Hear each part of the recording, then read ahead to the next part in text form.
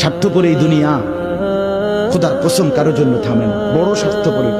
হ্যাঁ, যেদিন বাপের জানাজা পড়ে, যেদিন বাপের লাশ কবরে দাফন করে, সেদিনও বংশধর সন্তান ছেলে মেয়ে ঘন্টা খানিক 2-4 ঘন্টা কাইন্দা কাটটা হইলো, রাতের বেলা ঠিকই ভাত খায়। হ্যাঁ, পাশের ঘর থেকে খানা আনে, তারপর ঠিকই খায়। স্বার্থপর দুনিয়া থামে না রে ভাই, থামে না দুনিয়া। ওই জন্য আমাদের কারোর জন্য থামবে না।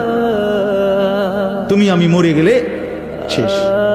আবারও বলছি কথা, আমি মরে গেলে এরপরে পৃথিবী যত আধুনিকে হোক না কেন, আমার কি কথা বুঝছিনি? আমি মরার পরে যদি সবার ঘর স্বর্ণের বাড়ি হয়ে যায় তো আমার লাভ হইল কি? আমার মৃত্যুর পরে যদি সব মানুষ আধুনিক হইয়া সাঁদের দেশেও জায়গা, আমার ফায়দা কি? আমি তো না, আমি তো মরে গেলাম।